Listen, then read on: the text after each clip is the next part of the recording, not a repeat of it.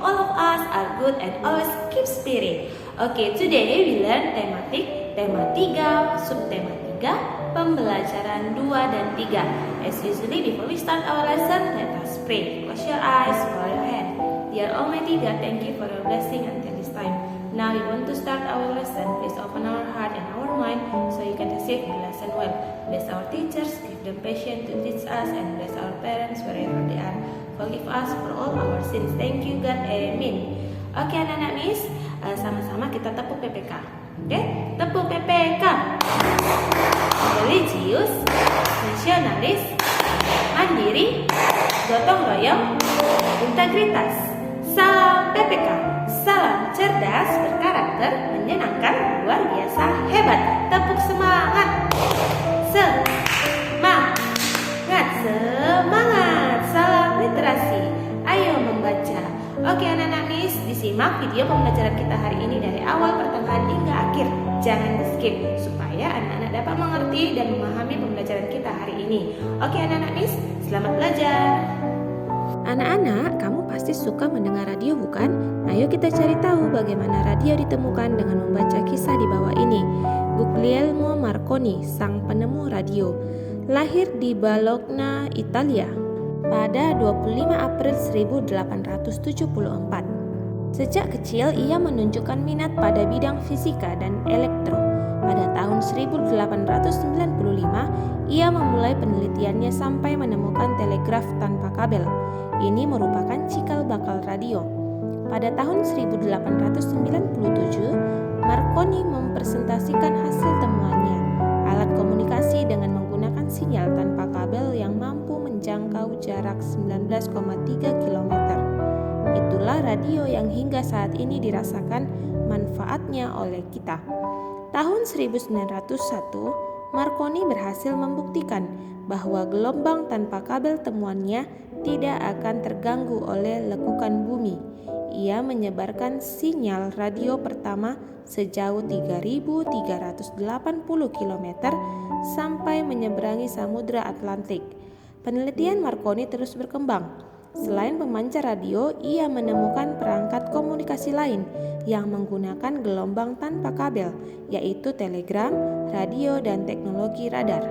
Atas jasa yang sangat bermanfaat bagi perkembangan ilmu pengetahuan, Marconi menerima banyak penghargaan. Penghargaannya antara lain Nobel di bidang fisika dan gelar kehormatan dari Kaisar Rusia.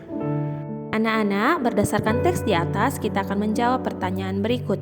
Menurutmu apa dampak penemuan Guglielmo Marconi bagi warga dunia? Dampaknya yaitu manusia dapat berkomunikasi menggunakan radio, mengirim pesan menggunakan telegraf, dan mendeteksi posisi pesawat menggunakan teknologi radar. Ketiga hal tersebut dapat dilakukan dari jarak jauh. Pertanyaan yang kedua, apa yang akan terjadi jika Guglielmo Marconi tidak menemukan radio? Zaman dulu, manusia tidak akan bisa berkomunikasi jarak jauh, menyebarkan informasi, dan mendengar lagu lewat radio. Nah, anak-anak, pernahkah kamu mendengarkan radio? Apa yang biasanya kamu dengarkan melalui radio? Temanmu Lani suka sekali mendengarkan berbagai lagu dari stasiun radio. Ketika Lani mendengarkan radio di kamarnya, volume suara radio itu keras hingga adiknya yang sedang belajar merasa terganggu. Anak-anak, meskipun Lani punya hak mendengarkan radio, adik Lani juga mempunyai hak untuk belajar dengan nyaman. Hak Lani dibatasi oleh hak orang lain. Lani harus bertanggung jawab menggunakan haknya. Selain itu, setiap anggota keluarga mempunyai kewajiban untuk menjaga kenyamanan di rumah. Nah, sekarang anak-anak boleh perhatikan gambar berikut ini. Kita akan mengisi tabel berikut ini dengan bersama-sama. Perhatikan gambar yang pertama, apakah mereka menggunakan hak dengan tanggung jawab? Iya, belum ya, karena mereka belum cukup umur untuk memiliki hak berkendara. Apakah mereka melaksanakan kewajiban dengan tanggung jawab? Belum juga, karena mereka tidak menaati undang-undang seperti tidak menggunakan helm, berboncengan 3 orang, dan berkendara tanpa SIM. Nah, kemudian perhatikan gambar yang kedua. Apakah ia sudah menggunakan hak dengan tanggung jawab? Iya, belum ya anak-anak Miss, karena ia mewujudkan hak mendapat nilai tinggi dengan cara yang salah, dia menyontek. Lalu apakah ia sudah melaksanakan kewajiban dengan tanggung jawab? Belum, karena ia tidak mau belajar sebelum menghadapi ujian. Nah, sekarang kita jawab pertanyaan berikut ini. Menurutmu, mengapa kita harus melaksanakan hak dan kewajiban dengan tanggung jawab? Karena hak yang kita miliki, terdapat hak orang lain yang wajib dihargai, sehingga hak dan kewajiban yang kita lakukan tidak hanya berdampak bagi diri sendiri, tetapi juga orang lain. Maka keduanya harus seimbang. Pertanyaan yang kedua, apa yang akan terjadi jika kita tidak melaksanakannya? Yang akan terjadi adalah merugikan diri sendiri dan orang lain.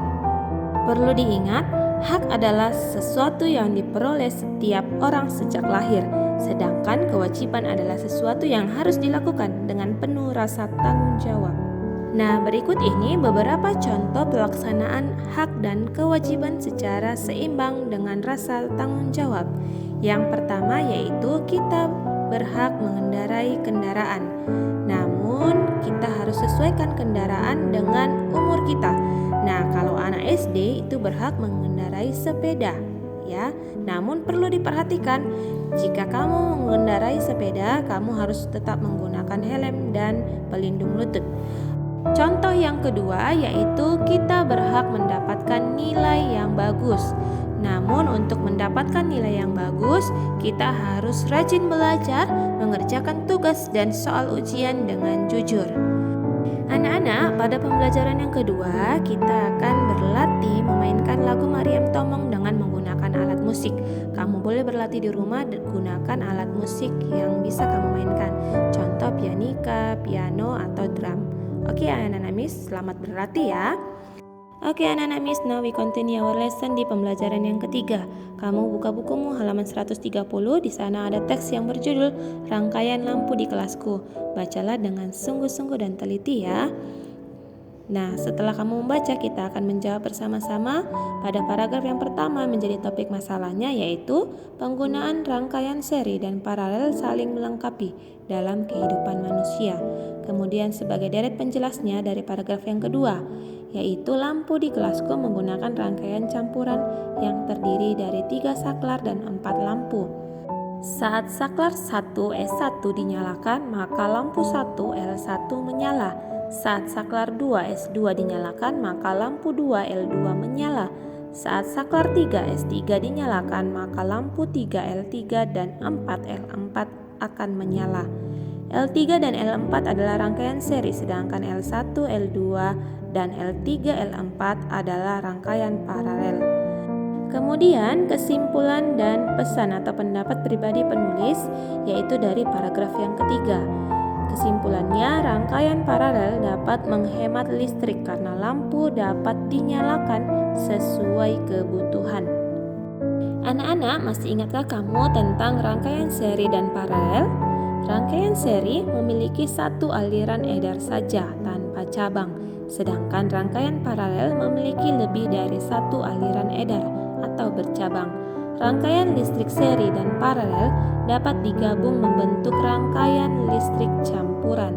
Nah, perhatikan gambar berikut ini. L itu lampu, S itu saklar. Nah, di sini perhatikanlah ada lampu 3 dan lampu 4 itu dipasang dengan rangkaian seri. Jika lampu 3 padam, maka lampu 4 pun akan padam. Mengapa? Karena tidak ada arus listrik yang dapat mengalir ke lampu 4 jika lampu 3 pun mati. Nah, namun demikian, jika lampu 3 dan lampu 4 mati, lampu 2 dan lampu 1 itu tetap menyala. Karena lampu 1 dan lampu 2 itu dipasang secara paralel, sehingga arus listrik dapat tetap mengalir dari percabangan yang lain. Rangkaian campuran juga dapat digunakan di rumah-rumah, selain rangkaian seri dan rangkaian paralel. Pada rangkaian seri, jika salah satu alat listrik dipadamkan, alat yang lain akan ikut padam. Pada rangkaian paralel, jika salah satu alat listrik dipadamkan, alat yang lain akan tetap menyala. Oke anak-anak Miss, sekian dulu pembelajaran kita hari ini. Miss ingatkan kembali bahwa anak-anak tetap menuliskan materi pembelajaran kita dari video ini ke dalam buku catatanmu. Jangan sampai tidak ditulis ya anak-anak Miss. Okay, to close our lesson, let us pray. Dear Almighty God, thank you for your blessing until this time. Now we have finished our lesson and we want to continue our activities. Please bless us, bless our teachers and our parents, forgive us for all our sins. Thank you God, amen. Okay anak-anak Miss, terima kasih. Goodbye, see you tomorrow.